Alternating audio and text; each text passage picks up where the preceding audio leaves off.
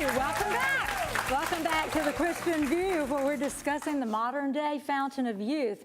And in the first segment, we discussed some things that can help us look younger, longer.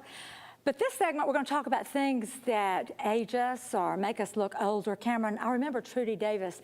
I was trying to describe a lady to her, and I couldn't think of the words to describe this lady.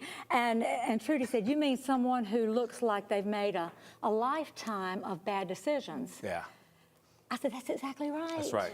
That's it. That's exactly right. You know, we have this thing that we're supposed to be stewarding, which is our bodies, which is ourselves, and we end up coming out of the way, or not allowing the Word to help us steward our body. And as a matter of fact, sometimes when you take a look at religion will tell you that your body doesn't matter. You know, it's a spirit man that does. And the spirit man does matter, but if your body can't walk around, then there's no use for you. So the reality is that we have to take care of this. And, you know, when you talk about aging, you know, you have all these scientific perspectives as to what ages us. You know, they have this thing called the damage concept. They have what called the programmed aging concept. You know, they deal with how many times the cell will divide and all these kind of things. And these are the reasons why. But the reality is that we find out of God's Word, there's a reason why sin entered into the world.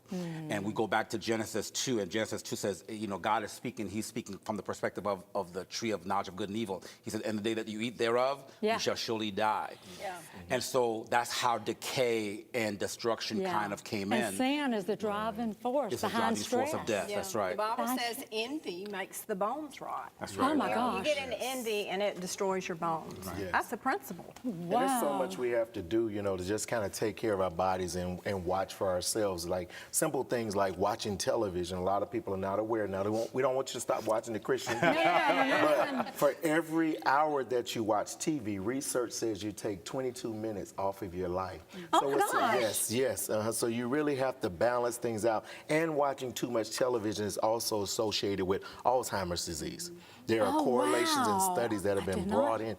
Simple things. Well, then I would imagine that would also apply to our Facebook, cell phones, everything else that we're watching. I don't know if we could even take a survey here, but have you ever looked at Facebook for a while, and the more you looked at it, the more depressed you got? You know, and so it shows you that it does something to your psyche that's taking away life, and yet people are addicted to this thing. Yeah, that's true. You know, and so I think it's part of what we were talking about before. There are all these other aspects of our lives that end up causing us to age and taking away the youth from us because we just get involved with them, and we shouldn't be. You got to keep in balance. Right. I saw a television show about people who were 100 years old and more. Wow. And the question was, why? You know, what do they all have in common? Why did they live this long? And you would think that it was because they ate right and they exercised, which is all good. But the thing they had in common, because they ate whatever they want. I mean, they had fried pig fat cookies. That's what they, you know, they did whatever they. But the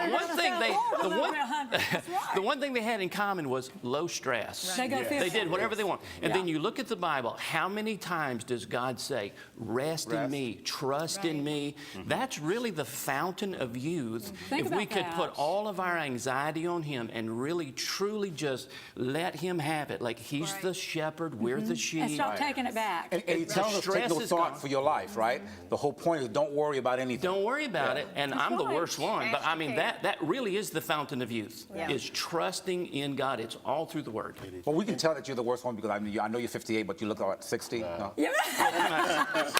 Don't make me have to I'm trying to take back the last one, right?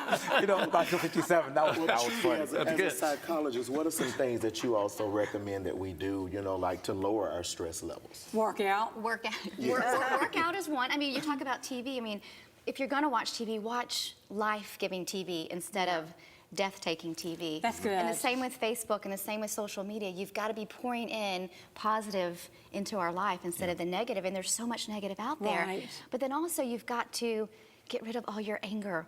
We walk around either in unforgiveness or we walk around in bitterness. You know, someone did such and such to me and I'm going to hold on to that.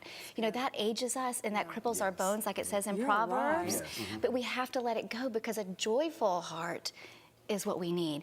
But if we're walking around in all that bondage that the enemy just wants us to carry, which God doesn't want us to carry, if we let that go, then we're going to be free to be. It's hard to find anything funny when we're carrying It is. Sleep. You know, I heard an interview with Marilyn Hickey, who's a great Bible teacher. She's 84 years old, still travels the world, and she said that every day she takes a nap. And she said, I felt weird about it, but she said it Naps really are has good. helped in her longevity in ministry. And I just heard that Google and another, I can't remember the other one, it's Google and another big company are making nap rooms. Yes. Did you hear about Yes, that? for the employees. For the employees. So the employees can nap just a few minutes a day because they don't think they're getting enough sleep at night. And so they're like, they need sleep. I worked for a Japanese company probably 25 years ago, and every day that I would come in from lunch, all of the Japanese would be sitting at their desk with their heads down, sleeping, just like we did in school. Right, Remember in school, right. rest period? That's right. They still do that. Recess. But one thing, I think we need to get rest, and you should get at least 8 hours if you can. Right. But not just any kind of rest. You need to be making sure that you're in a comfortable room